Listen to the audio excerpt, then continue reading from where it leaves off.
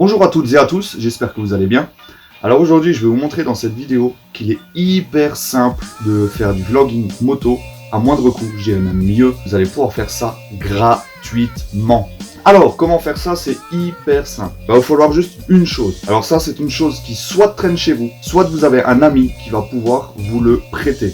Ou alors vous le donner plutôt. Parce qu'avec ce que vous allez faire avec, vous ne pourrez plus lui rendre. En tout cas vous ne pourrez plus lui rendre dans l'état dans lequel il vous l'a donné. Alors ceci, qu'est-ce que c'est? C'est très simple, en fait c'est juste un kit main libre de téléphone. Pourquoi c'est important un kit main libre de téléphone? Eh bien tout simplement parce que d'origine, les micros qu'ils mettent dedans, ce sont des micros qui sont déjà étudiés pour enlever un peu les bruits parasites qu'il y a autour et qui enregistrent bien votre voix. Tout ce que vous avez à faire, c'est couper les écouteurs. Donc, je vous montre comme ceci.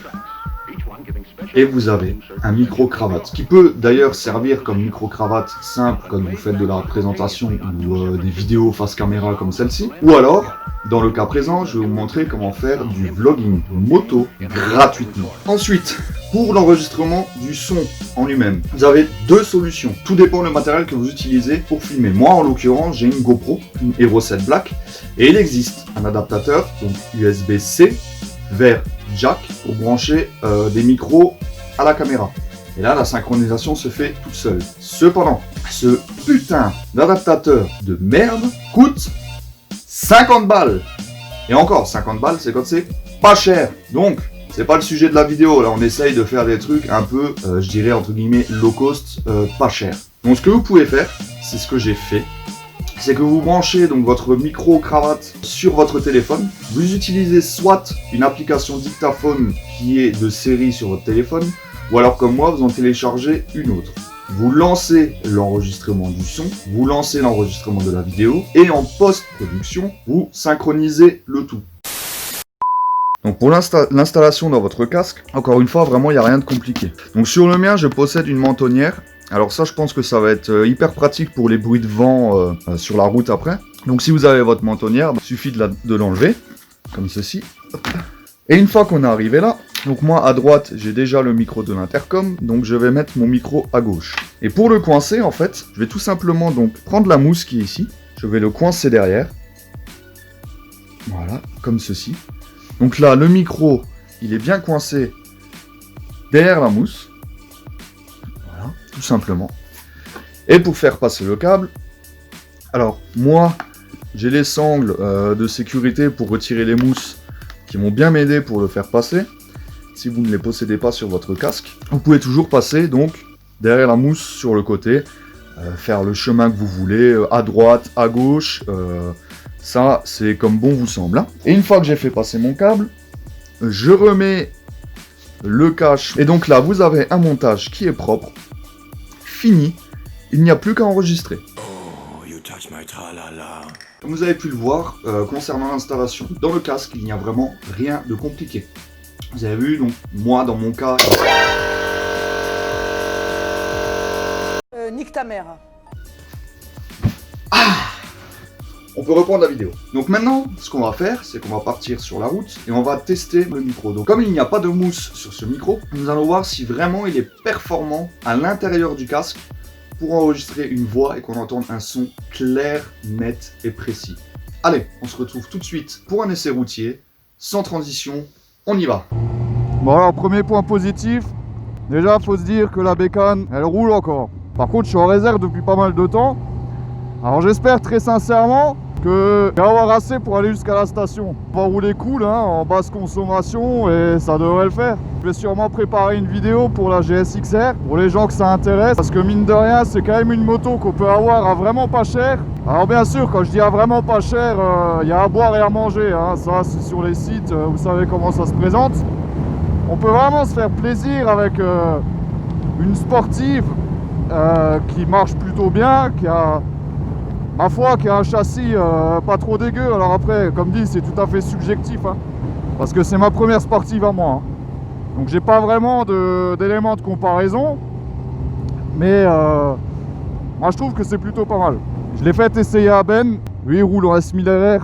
Donc du coup ça fait qu'il a un point de comparaison qui je pense est plus intéressant que le mien, puisque moi je n'en ai pas tout simplement. Alors moi il m'a dit qu'a priori c'est pas trop, c'est pas dégueu. Alors franchement j'étais content parce que venant d'un mec qui roule avec un S1000R, elle a quand même 10 ans d'évolution de plus que la mienne. C'est pas mal. On va s'arrêter à l'essence. Ah, serais-je tombé en panne sèche? Ah.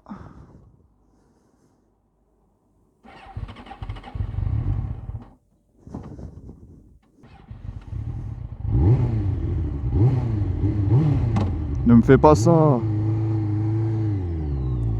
Parlons-en de la fiabilité des GSX-R 750. Pourquoi tu me fais ça? Bon bah j'espère que c'est pas trop grave, hein. Apparemment ça marche de nouveau là. Ouais bon. Ça y est, on a fait le plein. J'ai le voyant F1 là qui a disparu. Bon.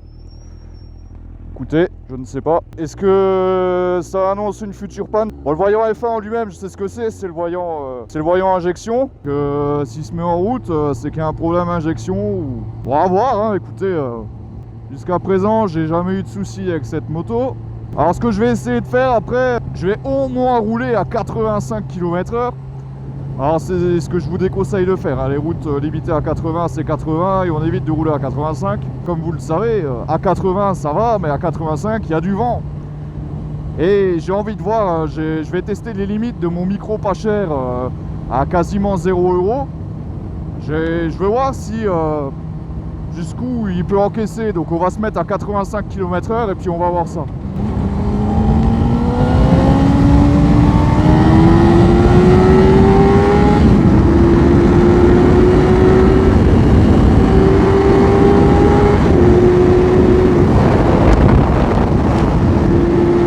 On va essayer un truc drôle, c'est que je vais essayer de vous parler, mais apparemment on va pas pouvoir se comprendre dans les lignes droites, hein. À la limite, dans un virage comme celui-ci, ça va. Je pense qu'on peut s'entendre. Bon, les pneus sont encore froids, on va peut-être éviter de trop abuser. Oh là là, il y a la circulation là, ça s'arrête. Bon bah j'ai une super nouvelle, j'ai réussi à prouver que pour 0 € hein, de budget, vous pouvez avoir un bon micro de moto pour faire du vlogging. Parfois vous voyez avec pas grand chose on peut faire beaucoup.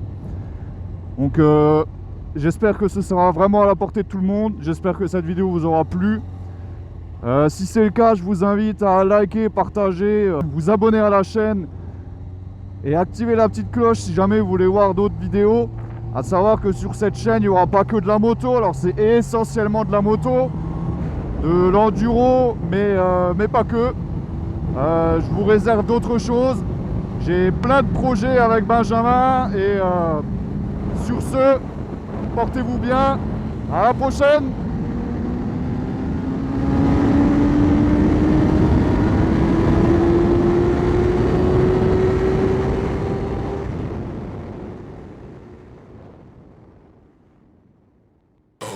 You touch my tra-la-la.